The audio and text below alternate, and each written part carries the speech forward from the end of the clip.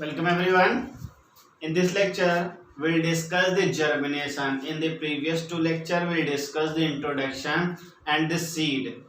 And the second lecture, we'll discuss the structure of the dicot and monocot seed. Now, in this lecture, we'll discuss the germination. Now, let us start. What is germination? Germination होता क्या है? Germination is a process in which inactive embryo gets changed into a seedling.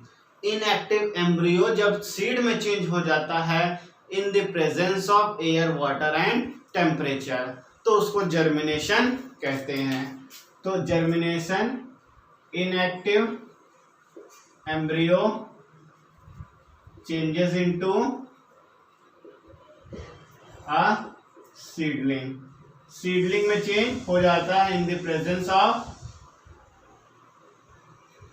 Temperature, oxygen and water. इनके presence में ये changes होते हैं, इसको germination कहते हैं. अब टाइप्स ऑफ जर्मिनेशन की अगर बात करें तो it is of two types. एक है आपका epigeal and the second one is hypogeal germination. Epigeal और हाइपोजियल जर्मिनेशन होता क्या है? आपको हाइपोकॉटी और इपीकॉटी हमने बताया था पिछले सीड्स में. कॉटिलीडन्स के नीचे का जो स्ट्रक्चर होता है उसको बोलते हैं हाइपोकॉटी. इसके टिप्स को बोलते हैं रेडिकल. कॉटिलीडन्स के ऊपर के स्ट्रक्चर को बोलते हैं इपीकॉटी. इसके टिप्स को बोलते हैं लिम्यूल. क्लियर? तो ये आपको हमने पिछले लेक्चर में बताया था. अब इस टाइप के जर्मिनेशन में होता क्या है? इपीजियल जर्मिनेशन में हाइपोकॉटिन इलोंगेट कर जाता है. Epigeal germination, EP means upon. Upon क्या अपॉन होगा? कॉटिलीडन्स अपॉन कैसे होगा? जब हाइपोकॉटी इलोंगेट करेगा. अभी समझाते हैं. और हाइपोकॉटिल में epicotyl elongates and cotyledons remain in the ground. और ये ग्राउंड में ही रहते हैं. क्लियर? तो इस दो टाइप के होते हैं. अब इसको डायग्राम के बेस पे समझते हैं. पहले हम लोग इपीजियल जर्मिनेशन करेंगे, फिर हाइपोजियल जर्मिनेशन करते हैं. तो सबसे पहले आपका है इपीजियल जर्मिनेशन. इपीजियल जर्मिनेशन में क्या होता है? सपोज ये देखिए, आपका ये ग्राउंड सरफेस है या सॉइल सरफेस है आपका. क्लियर? सपोज ये आपकी कोई सीड है और सीड में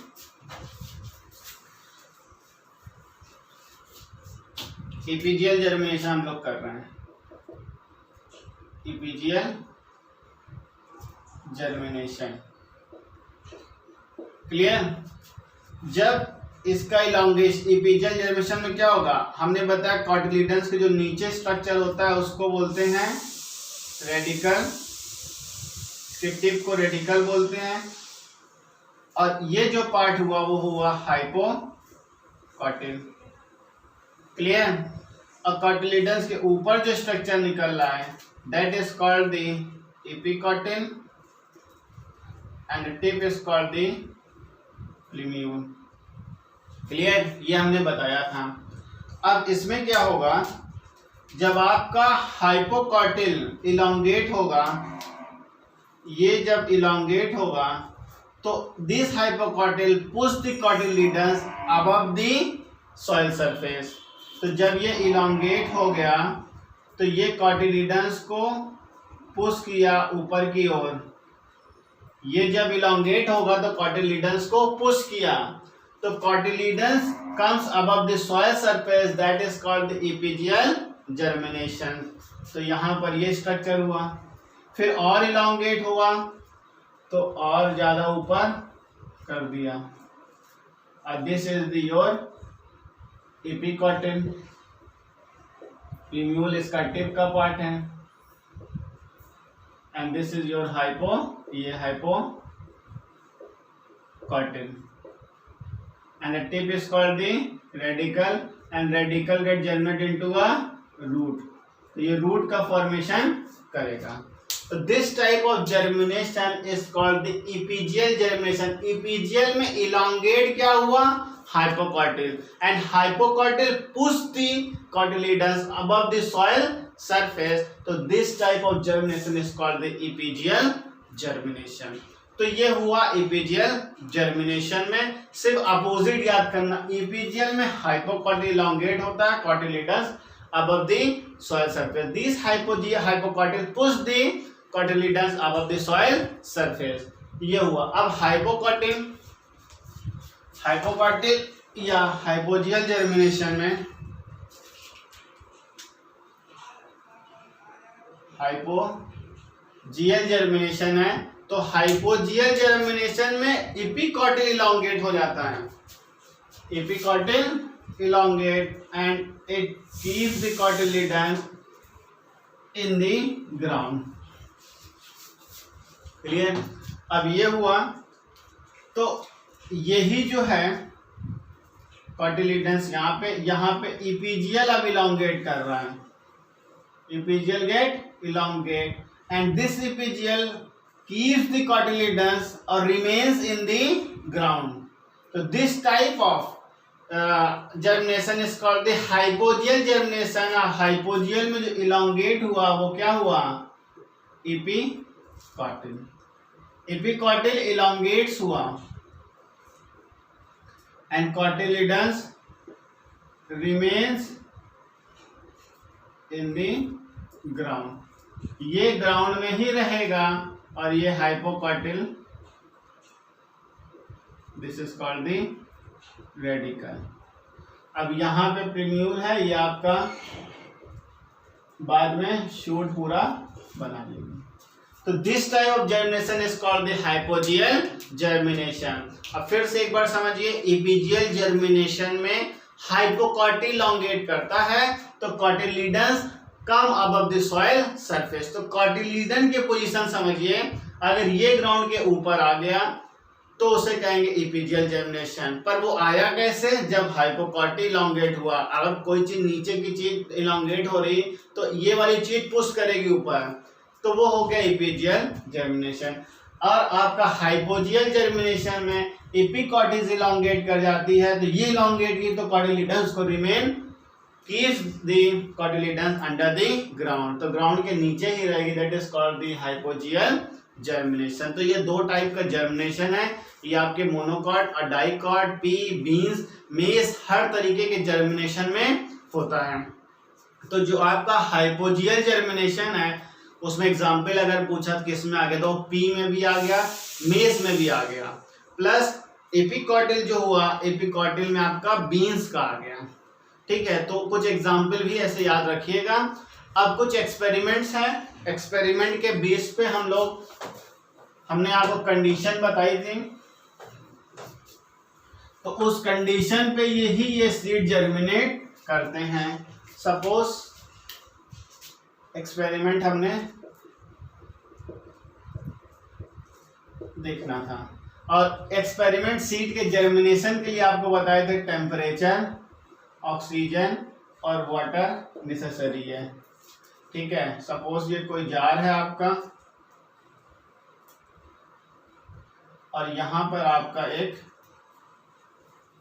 वुडन टैंक लगा हुआ है, एक सीड आपका यहां पर है, ये आपका वाटर है, and one seed is here and the other seed is here. Suppose seed A, seed B and the seed C. तो which of the seed get germinate?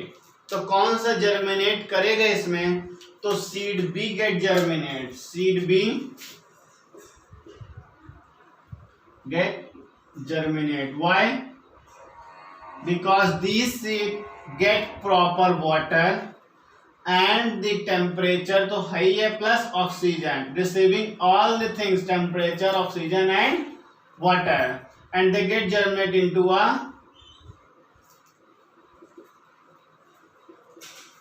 Plant, और यहाँ पे रूट का फॉर्मेशन हो जाएगा।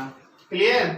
Now this seed get not germinate because they are having a temperature and water but not getting the proper oxygen, that's why they are not able to germinate. And seed C, they are having the temperature and the air, that is oxygen, but not getting the water.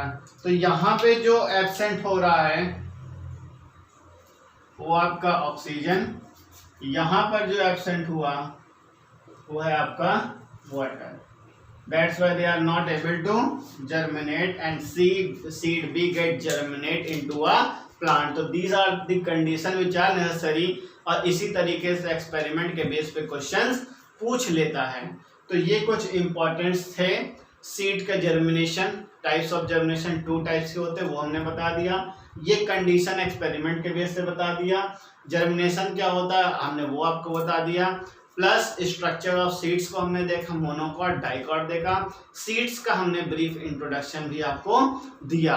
Radical क्या होता है, प्रीम्यूल क्या होता है, cotyledons, monocotyledons, डाइकॉटिलिडन्स, सब कुछ हमने detail में बताया. एंडोस्पर्म, एक्सोस्पर्म, मेज का जो इंपॉर्टेंट पार्ट था, एलिलोन लेयर, प्रोटीन होता है, एपिथेलियल टिश्यू है जो दोनों को डिवाइड करती है. क्लियर? और उसमें कोटिलिडन्स को स्क्यूटेलम बोलते हैं जो कि फूड न्यूट्रिशन सप्लाई करता है. एंडोस्पर्म से एम्ब्रियो में. तो ये सब छोटी छोटी चीजें थी जो हमने इस चैप्टर में देखा और इम्पोर्टेंट है. तो ये होता है हमारा चैप्टर फिनिश. नेक्स्ट लेक्चर में हम लोग एक छोटे से टेस्ट के साथ मिलेंगे. Thank you.